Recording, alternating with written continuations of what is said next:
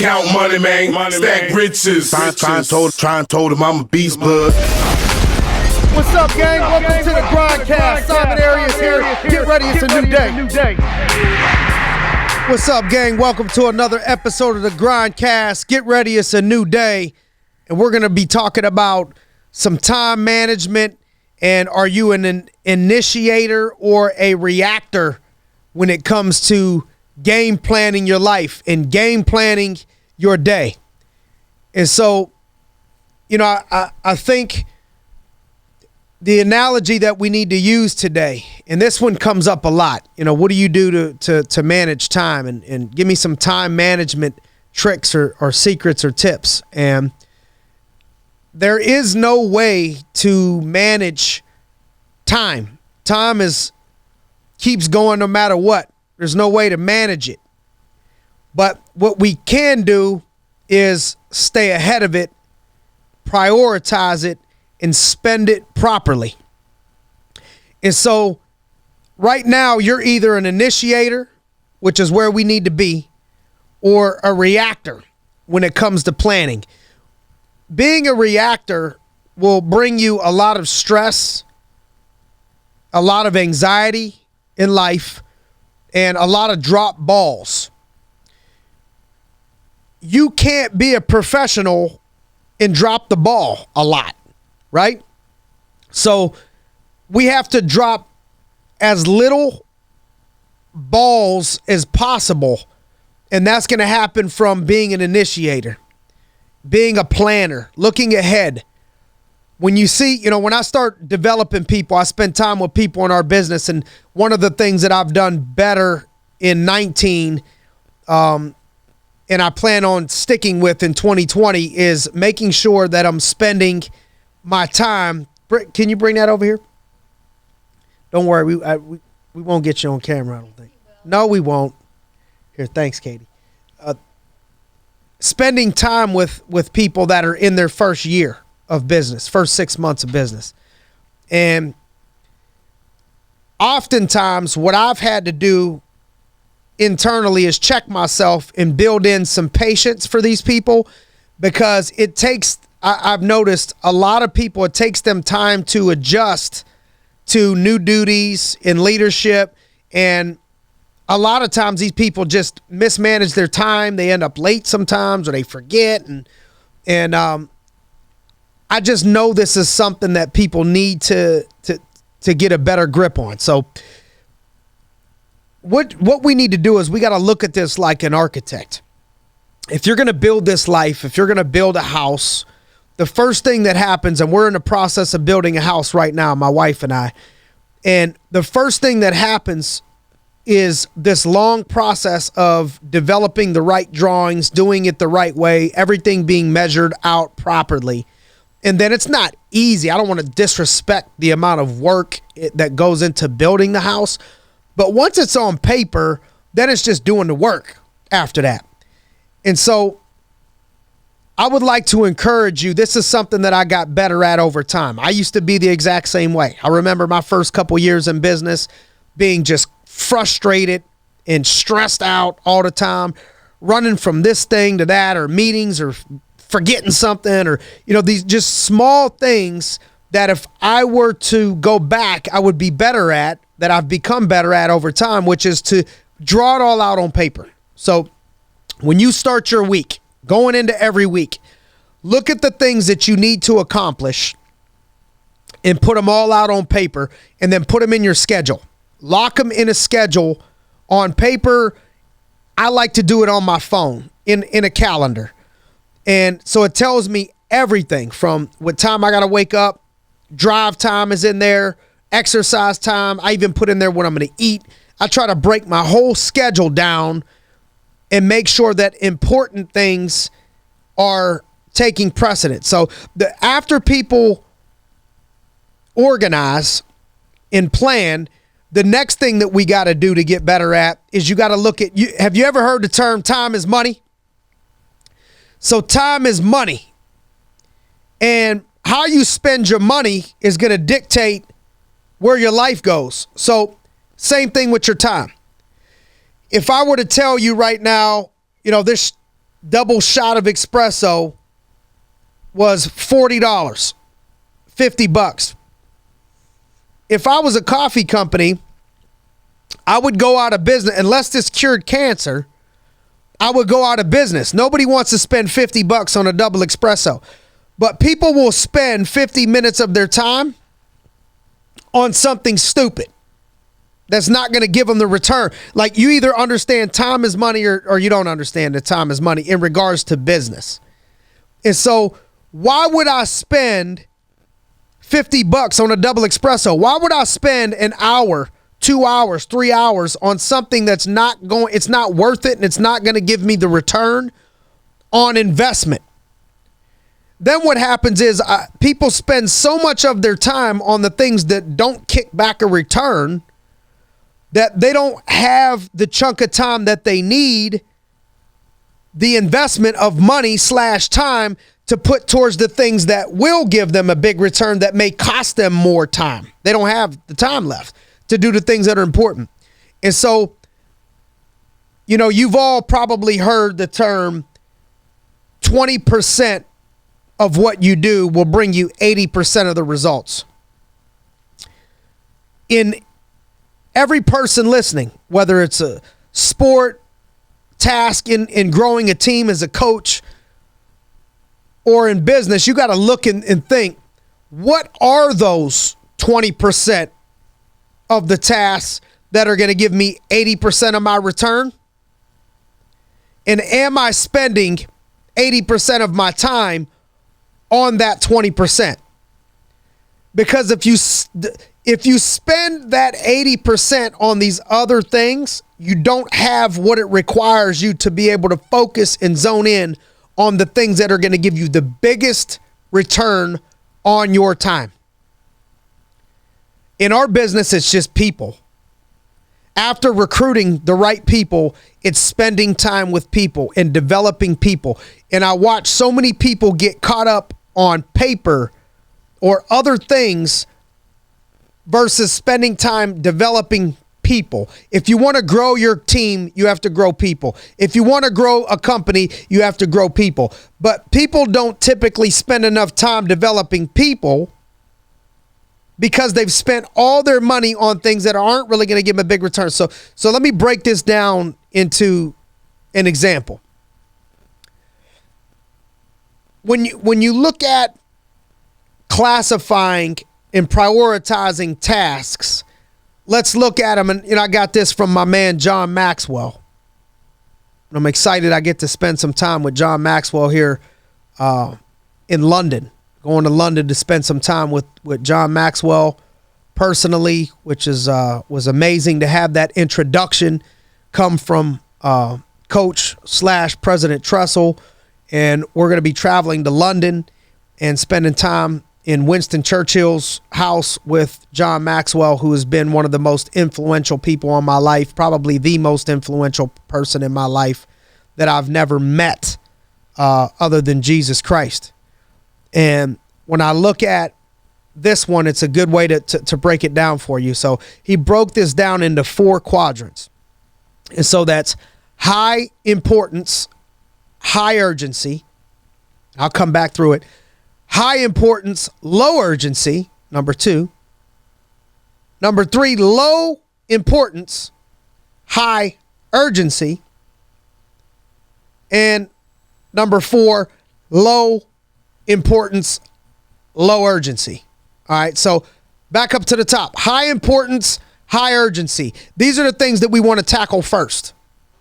High importance, highly urgent. So what things in your life or in your business are highly urgent and highly important? Like the most important things in your business to make your business grow. Put those things, it's like the science project. You put 2 big rocks in first, and then you pour in all the little pebbles around it and they'll fill up. But if you put all the little pebbles in first and you put the 2 big rocks in, they don't fit. What are the things that are important to your organization or to your team or to your life or whatever it is? And they're also urgent. We got to do these things right now. So if I'm a football coach and we're coming up in December, January, February, we just got done with the season, something that's highly important and highly urgent is probably recruiting athletes. That would be something that needs to be tackled first currently right now because it's urgent. There's only a certain amount of time that we got to get this recruiting process done, and it's probably the most important thing to our team. Next one is high importance, low urgency.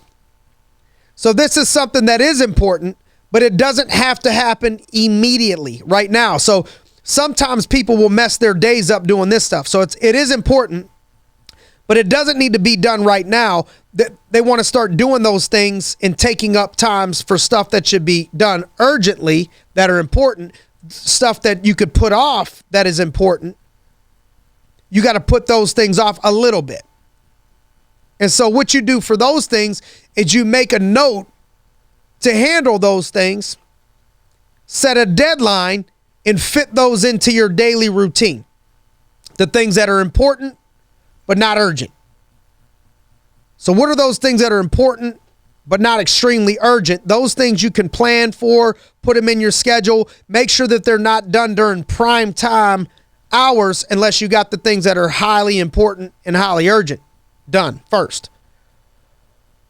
The third thing is low importance but highly urgent. So it's not super important, but it's urgent. We got to get it done right now. So you find quick, efficient ways to get these things done with minimal personal involvement and time. If possible, you try to delegate them. Let me give you an example. Cutting the grass. Let it get too long. It looks trashy, looks ridiculous. Maybe you got a couple weeks to get this done or a week to get it done. Coming up on that deadline to get it done. It's not extremely important, but it's urgent because you only got a couple days. Let me see if I can hire somebody to get that done. Paperwork. I got all this paperwork to fill out, all these things to fill out, all this. People start bombarding themselves with paperwork and not people work or process work. And these are hours of their day that they're filling out paperwork and doing things that they could have paid somebody $10 an hour to do. $20 an hour to do. Time is money. Remember that. So you start looking at what is your time worth per hour. And if you figure your time per hour is worth $100 per hour, $50 per hour, every time you can invest $10 to take care of that hour for you and spend it the right way, you made $40 worth of time. The last one is low importance and low urgency. These things, not important, not urgent, don't have to happen right now, not even extremely important. Don't ever schedule these things during prime time. These aren't things that have to happen. Like when you have people in your business to be worked with and you're doing these things that are not important and not even urgent during the time where you could be spending time with those people or doing a task that's going to kick you 80% of the results back, you're mismanaging how you're spending your time. You're spending $50 on a double espresso. What I would do with those things is you find a 1 hour block a week for these things and chip away at it. It may, because it's not urgent. So it may take you a month to get this done. It may take you 2 months to get this done. But block an hour or so a week and start chipping away at it. And if it's possible, delegate it. If it's not even extremely urgent or important, just get rid of these things. Sometimes you just got to get rid of this wasted thing that you're doing. That ask yourself, is what I'm doing helping me or hurting me? And is this completely necessary? Start to weed things out. Instead of just doing right, we got to be able to do the right things. Choosing what you're going to do with your time and how you're going to go about it, when you're going to go about it, is being proactive. Reactive is losing. Being reactive, losing. Proactive, choosing to start winning. Are you being reactive or are you being proactive? When you're reactive, it stresses your life out. You're always feeling like, I'm late to this. I forgot about that. Now I'm mad about that. Then you start making excuses. I had this. I had my kids. I forgot that. And then you get mad at the whole. Well, really, you should just be mad at yourself. You got to look ahead and start to plan and stop being so reactive to where the world is throwing you by the seat of your pants versus you're looking at how I'm about to spend my time. I got so much money. How am I going to invest this money to give me a return? How am I going to invest my time to give me a return?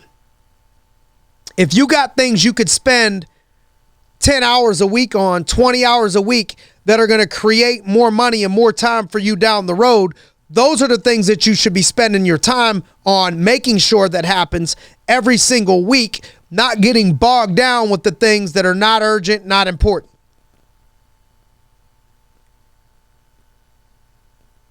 Anticipate what problems can possibly come up and look at people as assets. People are not liabilities. They're assets. So what do you do with assets? You invest into them. Are you looking at the people that you're working with as assets or liabilities? When you start to pour in, well, that's a whole new message. We're going to do a whole message on that. But when you start to invest time and things into people, they appreciate like assets. You can't just leave them there.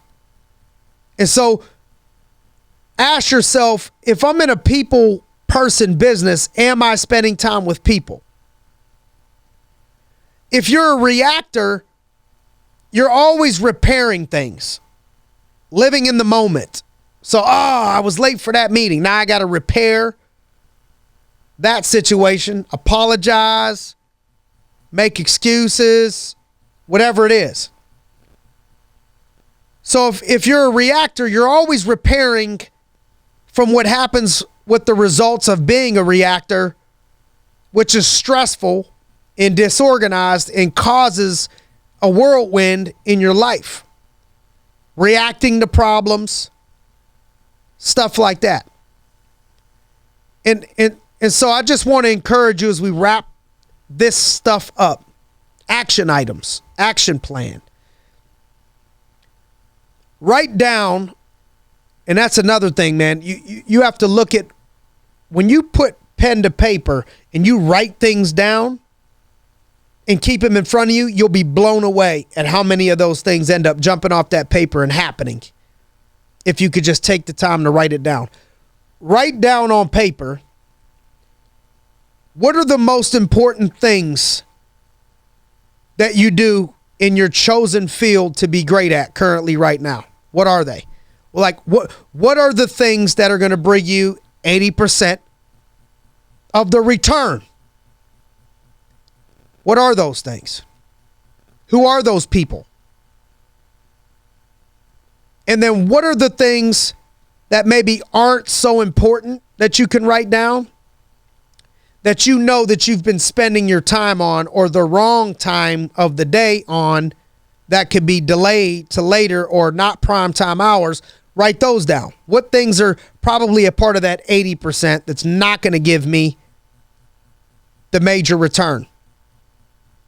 Part of the 80% that gives me 20% of the return. Doesn't mean we completely ignore that, but you can't let that make you spend all your time where you don't have time on the priorities. Write that stuff down.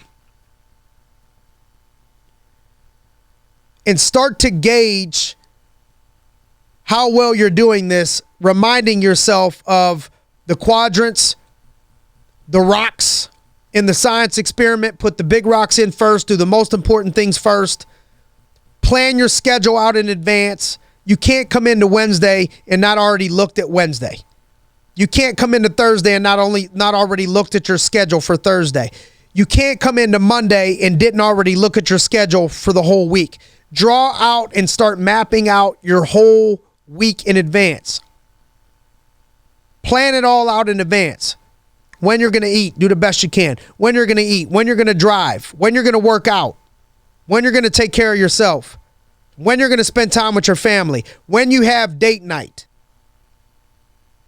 when you're going to pour into these people. Who are those people? What are you going to go over? What's the strategy? When you're going to work. Put it all on paper. Write it all down and watch how fast your life is. Watch how much stuff you're able to do and how much time you still have left over. Watch how your stress level goes down. Your efficiency and effectiveness goes up. Watch how much better you feel. Watch how much stuff gets done in your business or chosen endeavor that you feel at the end of the week, yeah, we got better today. I got better today. Just by prioritizing your time, assigning the right amount of time to the things that bring you the most results, kicking out the stuff that bogs you down, and being proactive in the planning and preparation for greatness. Hopefully this stuff helps. If you guys don't mind, if this helped you, you know people that can benefit from this stuff, please share this with other people that we can make a difference in their life. Feel free to follow us. Follow me on social media, Simon Arias on Instagram, Simon Arias on most things. And thank you for your time. Thanks for tuning in to another episode of the Grindcast. Get ready. It's a new day. Let's get it. Count money, man. Stack riches. Try and told him I'm a beast, bud.